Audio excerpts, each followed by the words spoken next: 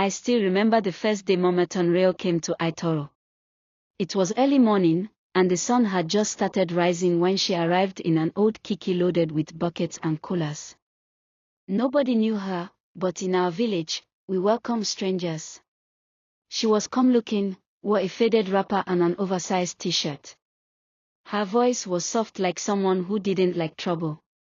She came with a story, said she was a widow, moved from Ilorin after her husband died. She told our head chief she wanted to start a small yogurt business to feed the community and make a living. People pitied her. The chief's wife even gave her a room behind the market to stay. 3 days later, she brought out her coolers and began selling yogurt in small sachets. She called it Omiwara Delight. Each one was just 50 Nigerian nairas, and the children loved it. They said it was sweet, creamy, and fresh. Some kids would even lie just to get money for it. Every afternoon after school, you'd see a crowd of them around her blue cooler, laughing and licking their lips. At first, no one asked questions. Why should we? She looked like someone's mother, someone struggling to survive. She was always quiet, minding her own business, never caused any trouble. Even some of the teachers started buying from her. I was doing my teaching practice then at the local primary school. The children would sometimes sneak the yogurt into class. One time, I tasted it out of curiosity. It didn't taste like the yogurt we knew, but I just thought it was homemade. Maybe it was her own style, I told myself.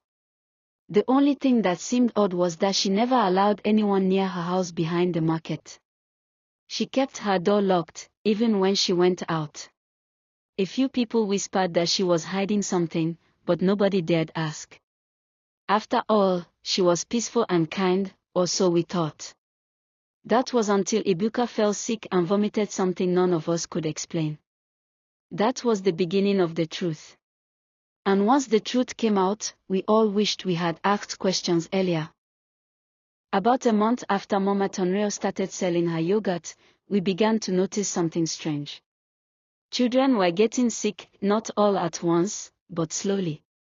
First, it was small complaints.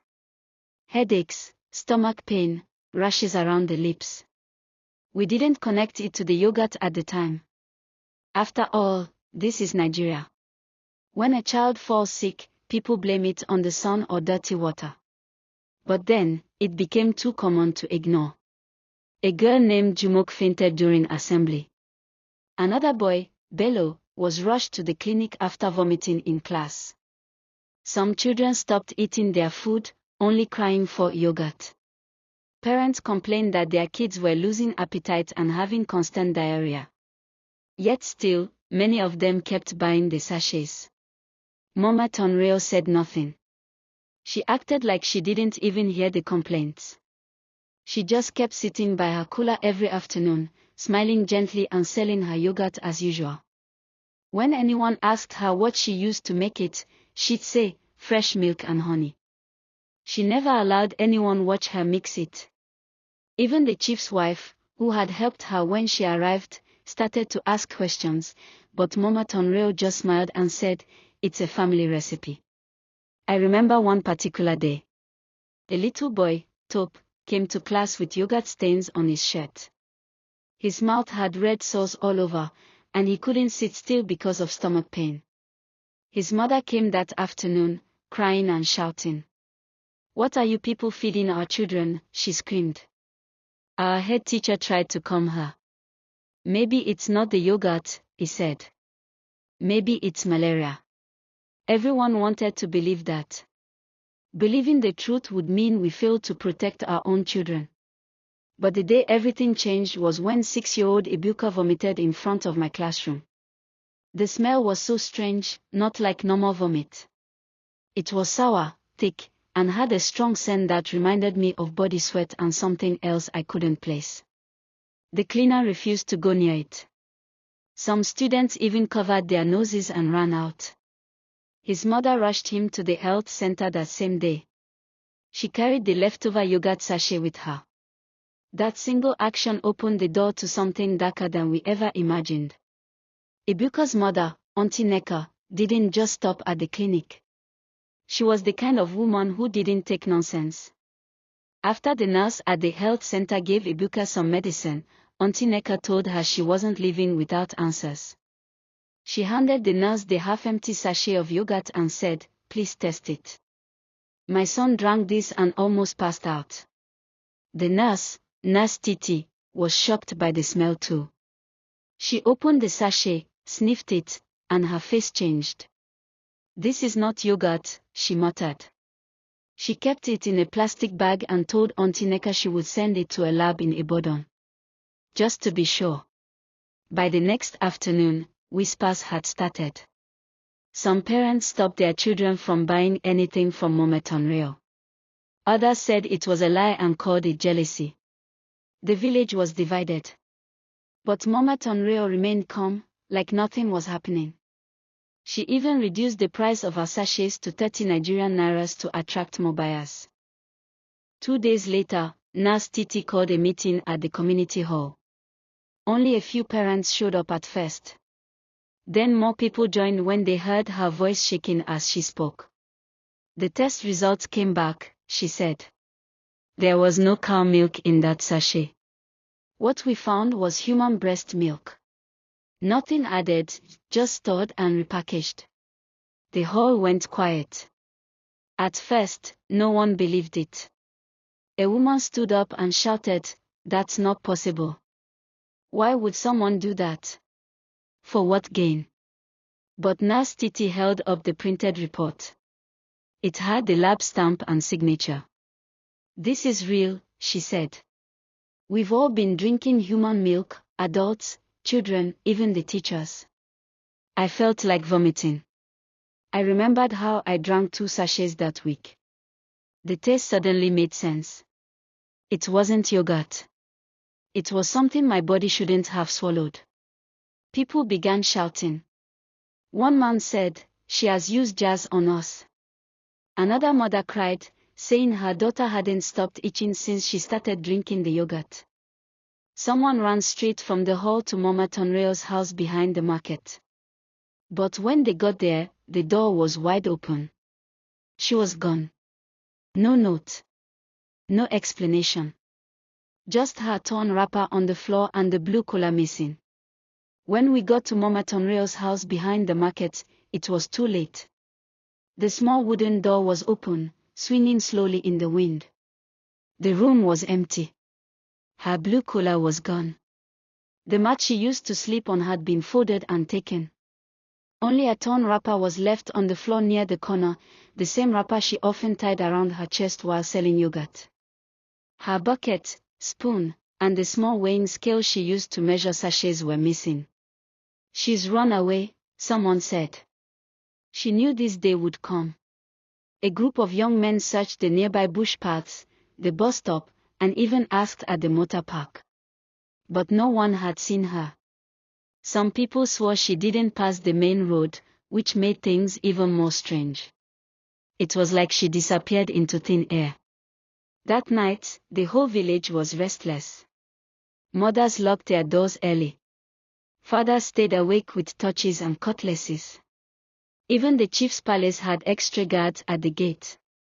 By morning, everyone wanted answers. We asked the elders, "How did she vanish so fast?" We asked the traders, "Didn't you see her packing her things?" Nobody saw anything. Nobody heard anything. Then came the visitors. 2 men from a private radio station came to interview the parents. "How did she get breast milk?" they asked. "Were your children affected?" Some parents refused to talk. Others spoke with anger, calling her a witch, a monster, and a devil in human skin. The health center also got involved. Nurse Titi handed over the lab results to the local authorities. But with no address, no real name, and no trail, there was nothing they could do. That was when we realized we never really knew her. We didn't know where she came from, if Tonreo was even her real name, or how she got the milk. She told us what we wanted to hear: "I'm a widow. I'm poor. I want to feed the community. And we believed her because she smiled and looked gentle. We never asked for proof. We never doubted her story. We let our guard down. And now, she was gone, leaving fear and confusion behind. The news spread beyond Aitoro before nightfall. People from nearby towns came to ask, "Is it true your children drank breast milk as yogurt?" Some came to mock us. Others came out of fear, asking if she had visited their own villages too. Our chief called an emergency meeting. He stood in front of the palace and tried to calm everyone, but his voice was shaking. He couldn't defend what had happened under his nose. He was the one who gave Mama Tonreo a place to stay. His own grandchildren had been drinking her sachets every day. Some women wept openly in the market. "We fed our children another woman's milk," one said. "Who knows what else was inside it?" Some fathers started fighting their wives, asking why they allowed the kids to drink it in the first place. Others just stayed quiet. There was nothing to say. Me, I couldn't sleep that night. I kept thinking about how I laughed with the children while they drank it. I remembered how I teased them, saying, "Yogurt gang, bring one for your teacher." Now I felt disgusted. I wanted to scrub my tongue. But the truth was, the damage was already done. Rumors flew everywhere. Some said Mama Tonreo used to work in a fertility clinic in Lagos where they collected breast milk from new mothers. Others said she lost her baby and her body never stopped producing milk, so she found a way to make money from it. One woman claimed she saw syringes and bottles in her room the day she disappeared, but no one could confirm it. A few people believed she had used charm to confuse us. How did nobody smell the truth? They asked. How did no one guess something was wrong? But it wasn't magic. It was trust. We trusted her because she looked quiet, dressed simply, and talked like a harmless woman. And that's how she fooled us. Till today, some of the children still have nightmares. One boy throws up whenever he sees anything white in a nylon sachet. Another girl keeps saying she hears a woman whispering, "Drink up, my baby," in her dreams. The damage wasn't just in the body. It was in the mind too. Mama Tonreo didn't just feed us something strange. She broke something inside our community.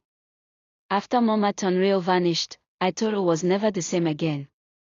The chief tried to restore calm, but the damage had already spread too far. People no longer trusted strangers. Even sellers at the market who had been there for years were questioned. "What's inside this?" became the new greeting. Nobody bought sachets or homemade drinks anymore.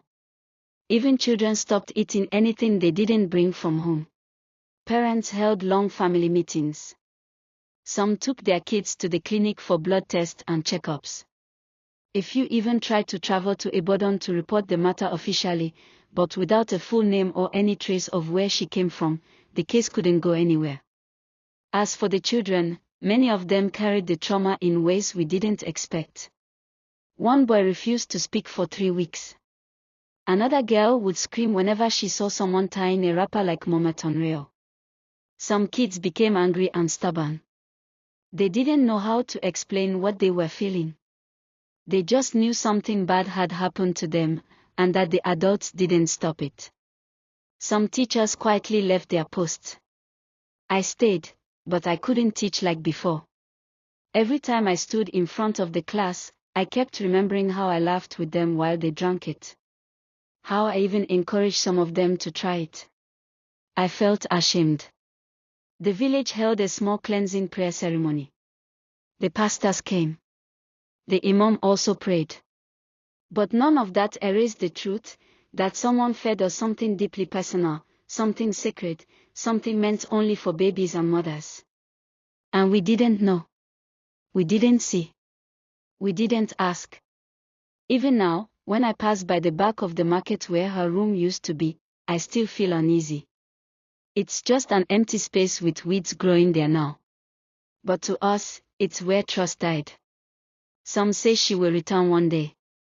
Others believe she has already changed her name and moved to another village. Maybe she's selling something new. Maybe another group of children are drinking what we once drank, thinking it's yogurt. All I know is this: sometimes, evil doesn't shout or wear scary clothes. Sometimes, it ties a wrapper, smiles gently, and calls itself Mama.